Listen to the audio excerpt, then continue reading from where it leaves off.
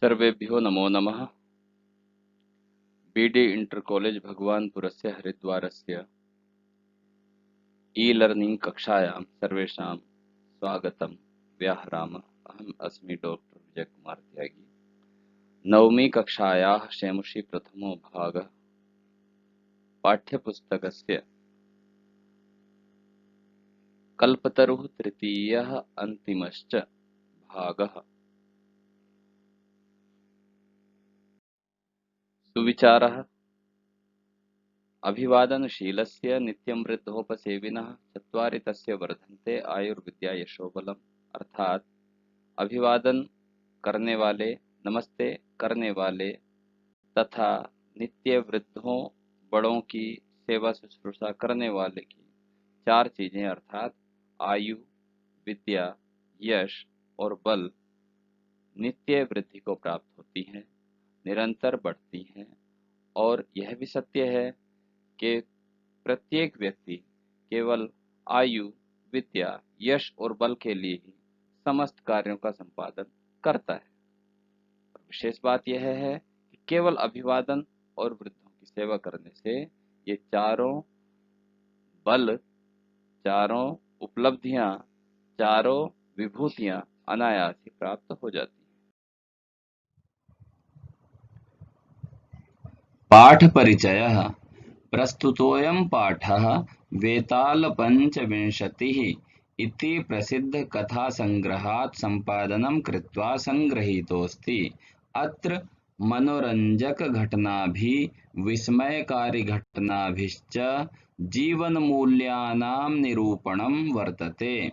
अस्यां कथायां पूर्वकालतः एव स्वगृह उद्याने स्थित कल्पवृक्षेण जीमूतवाहन लौकिक पदार्थान् न याचते, अपितु सः सांसारिक प्राणिनां दुःखानि अपाकरणाय वरं याचते।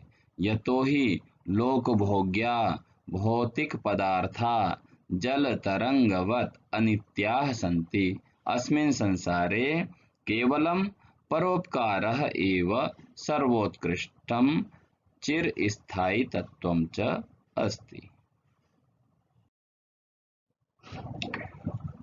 प्रिय विद्यार्थियों, पाठ का परिचय इस प्रकार से है। प्रस्तुत पाठ बेताल पंचविंशति, अर्थात आपने एक टीवी का सीरियल भी देखा होगा, सुना होगा, और पहले एक कहानियों की पुस्तक आती थी बेताल 25 के नाम से।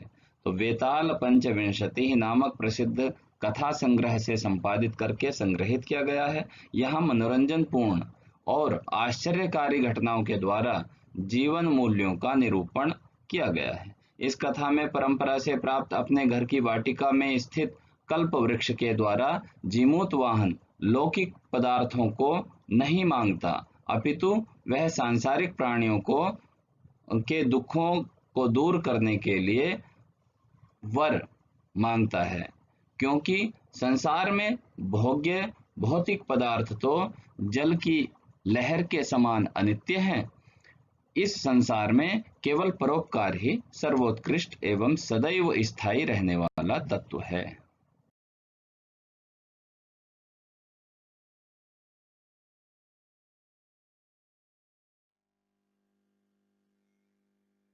आइए चलते हैं पाठ्यांश तृतीय की ओर। अथ पित्रा तथा इति अभ्यनुजातः स जीमूतवाहन कल्पतरुम् उपगम्य उवाच, देव त्वया अस्मत्पूर्वेषाम् अभीष्टाः कामाः पूरिताः, तन्ममैकं कामं पूरय। यथा पृथ्वीम् अदरिद्रां पश्यामि तथा करोतु देव इति। एवं वादिनी जीमूतवाहने त्यक्तस्त्वया एषोऽहं यातोऽस्मि इति वाक् तस्मात्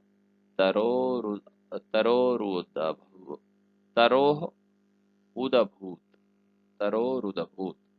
क्षणेन च सः कल्पतरुः दिवं समुत्पत्य भुवि तथा वसूनि अवर्षत्, यथा न कोऽपि दुर्गतः आसीत्।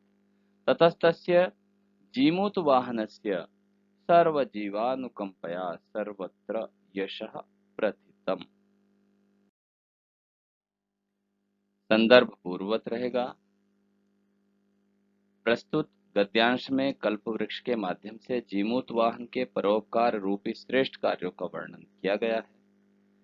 काठिन्य निवारण के अंतर्गत अभ्यनुज्ञातः अभि अनु ज्या क्त प्रत्यय तन्ममैकम तत् मम एकम तत् वह मम मेरा एकम एक।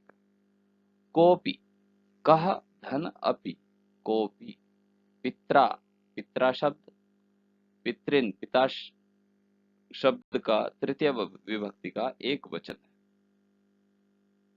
एशो हम जैसे कोपी था ऐसे ही यहाँ पर एशो हम में एशः अहम, एशः माने यह, अहम माने मैं, यह मैं। शब्दार्थाः अभ्यनुज्ञातः अनुमतः अनुमति पाया हुआ। उपगम्य उप समीपम गम्य गत्वा समीपम गत्वा समीप जाकर। अदरिद्राम दरिद्रता रहिताम दरिद्रता से रहित अर्थात संपन्न। उदभूत उत्पन्न उत्पन्ना अभवत उत्पन्न हुई। स्त्रीलिंग है इसलिए उत्पन्ना, अगर पुल्लिंग होता तो उत्पन्नः अभवत। दिवम स्वर्गम स्वर्ग की ओर। समुत्पत्य समुड्डीय उड़ करके। प्रथितम प्रसिद्धम प्रसिद्ध हो गया, फैल गया।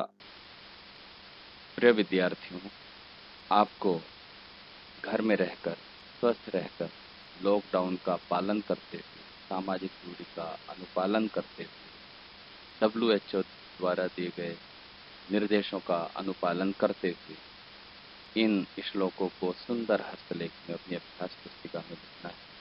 प्रश्नोत्तरों का लेखन अभ्यास पुस्तिका में करते हुए उनको याद करना है, कंठस्थ करना है और पढ़ाए गए दोनों श्लोकों का कंठस्थ करके उनका सस्वर उच्चारण करना है। उस उच्चारण को आपको रिकॉर्ड करके मेरे व्यक्तिगत नंबर पर सेंड करना है, प्रेषित करना है, भेजना है। आइए देखते हैं पाठ्यांश का हिंदी अर्थ। तदनंतर पिता के द्वारा तथा ऐसा ही इस वचन से अनुमति प्राप्त किए उस जीमूत वाहन ने कल्पवृक्ष के समीप जाकर कहा, हे देव, आपके द्वारा हमारे पूर्वजों की इच्छित कामनाएं पूर्ण की गई हैं, अतः मेरी भी एक कामना पूर्ण कर दीजिए। हे देव, जिस प्रकार मैं पृथ्वी को दरिद्रों से रहित देखूं वैसा ही करो, अर्थात पृथ्वी पर कोई भी दरिद्र न हो। जीमूत वाहन के ऐसा कहने पर तुम्हारे द्वारा त्यागा हुआ यह मैं जा रहा हूं, ऐसी वाणी उस वृक्ष से उत्पन्न हुई और उसी क्षण उस कल्प वृक्ष ने स्वर्ग की ओर उड़कर धन ऐश्वर्य की वैसी वर्षा की जिससे कोई भी निर्धन न रहा। तब से सब जीवों पर दया करने के कारण उस जीमूत वाहन का यश सब जगह फैल गया। प्यारे बच्चों, इस पाठ में यही बताया गया है कि स्वार्थ सिद्ध कर लेने से हमारा वर्तमान ही सुरक्षित रहता है, लेकिन परोपकारमय जीवन जीने से हमारा भविष्य और केवल भविष्य ही नहीं जन्म जन्मांतर भी हमारे सिद्ध हो जाते हैं, हमको यश प्रदान करते हैं। सभी बच्चों को पता है कि राजा हरिश्चंद्र कौन थे, जबकि उनके समय में ना हम थे, ना हमारे दादा थे, ना हमारे परदादा थे, हमने किसी ने भी राजा हरिश्चंद्र को नहीं देखा, लेकिन उनके सत्कार्य आज भी उनको जनमानस में, प्रति जनमानस में एक उच्च स्थान प्रदान किए हुए हैं। अतः हमें अच्छे कार्य ही समाज सेवा के लिए करते रहना चाहिए। आइए देखते हैं पाठ्यांश पर आधारित प्रश्नोत्तराणि। प्रथमः प्रश्नः जीमूतवाहनः केन अभ्यनुज्ञातः? उत्तरं जीमूतवाहनः पित्रा अभ्यनुज्ञातः। द्वितीयः प्रश्नः जीमूतवाहनः कम उपगम्य उवाच? उत्तरं जीमूतवाहनः कल्पतरुम् उपगम्य उवाच। तृतीयः प्रश्नः जीमूतवाहनः पृथ्वीं कीदृशीं द्रष्टुम् इच्छति? उत्तरं जीमूतवाहनः पृथ्वीम् अदरिद्रां द्रष्टुम् इच्छति। चतुर्थः प्रश्नः कल्पतरुः कुत्र अवर्षत्? उत्तरं कल्पतरुः भुवि अवर्षत्। पंचमः प्रश्नः कस्य यशः प्रथितम्? उत्तरं जीमूतवाहनस्य यशः प्रथितम्। गृह कार्यम्। उपरोक्त पाठ्यांश को कम से कम 2 बार पढ़ेंगे। इससे आपके पढ़ने की योग्यता का विस्तार होगा तथा आपके बोलने भाषण की कला का भी विस्तार होगा। शब्दार्थों, काठिन्य निवारण एवं प्रश्नोत्तरों को अपनी अभ्यास पुस्तिका में लिख लेंगे। जीमूतवाहन शब्द के रूप लिखेंगे। जीमूतवाहन शब्द के रूप बिल्कुल ऐसे ही लिखे जाएंगे जैसे अगले पृष्ठ में हमने बालक शब्द के रूप लिखे हैं। बस वहां पर बालक शब्द को हटा करके जीमूतवाहन शब्द का प्रयोग कर देना है। बाकी मात्रा, अंतिम मात्रा, अनुस्वार, माँ जो भी है वो यथावत रहेगा। जैसे उदाहरण के लिए बताता हूं मैं, जैसे वहां पर लिखा है बालकः, तो बालक और विसर्ग, तो विसर्ग ऐसे ही रहेंगे, बालक हटा देंगे, जीमूत वाहन और विसर्ग यानी कि जीमूत वाहनः, जीमूत वाहनौ, जीमूत वाहनाः, इस तरह से आपको रूप का प्रयोग करना है। प्रिय विद्यार्थियों, आइए पुनः स्मरण करते हैं बालक शब्द के रूप। आपको पत्र में पृष्ठ पर दिखाई दे रहा है कि 4 स्तंभ हैं। प्रथम स्तंभ में विभक्तियों का लेखन किया है, द्वितीय स्तंभ में एक वचन के रूप लिखे हैं, तृतीय स्तंभ में द्विवचन के रूप लिखे हैं तथा चतुर्थ स्तंभ में बहुवचन के रूप लिखे हैं। प्रथमा, द्वितीय, तृतीय, चतुर्थी, पंचमी, षष्ठी और संबोधनम, ये आपकी विभक्तियां हैं। रूप का उच्चारण करते समय हम विभक्ति का उच्चारण बाद में करेंगे। जैसे बालकः, बालकौ, बालकाः प्रथमा, बालकं, बालकौ, बालकान् द्वितीया, बालकेन, बालकाभ्यां, बालकैः तृतीया, बालकाय, बालकाभ्यां, बालकेभ्यः चतुर्थी, बालकात्, बालकाभ्यां, बालकेभ्यः पंचमी, बालकस्य, बालकयोः, बालकानां षष्ठी, बालके, बालकयोः, बालकेषु सप्तमी, हे बालक, हे बालकौ, हे बालका संबोधनम। योग्यता विस्तार के अंतर्गत 2 मंत्र दिए हैं।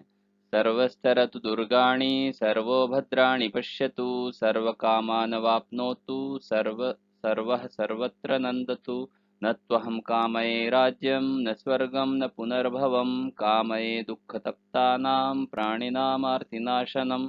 अर्थात संसार में सभी प्राणी कष्टों को पार कर जाएं, सभी प्राणी कल्याणों को देखें, सभी प्राणी अपनी कामनाओं को प्राप्त हों अर्थात पूरा कर सकें, सभी प्राणी सब जगह जो जहां पर है वहीं आनंदित रहे। न तो मुझे राज्य की कामना है, न स्वर्ग की कामना है, न पुनर्जन्म की कामना है। मैं तो केवल दुख से संतप्त प्राणियों के कष्ट नष्ट करने की कामना करता हूं। ये दोनों श्लोक मंत्र ठीक वैसे ही हैं जैसे जीमूत वाहन की भावना थी, अर्थात इनका आधार जीमूत वाहन की भावनाओं पर आधारित है। जीमूत वाहन के पूर्वज केवल अपने सुख के लिए उस कल्प वृक्ष की सेवा करते रहे, अपने पास रखे रहे, लेकिन इसका दृष्टिकोण, जीमूत वाहन का दृष्टिकोण कुछ भिन्न था। इन्होंने इस चतुराई से वर मांगा कि उस कल्प वृक्ष की आवश्यकता ही नहीं रही। पूरी पृथ्वी धन धान्य सुख वैभव से पूर्ण हो गई।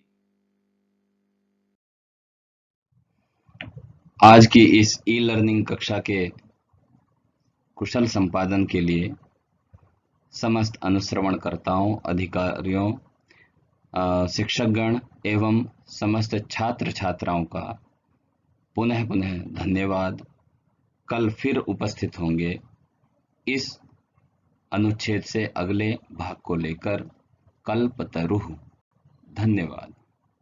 मैं डॉक्टर विजय कुमार त्यागी।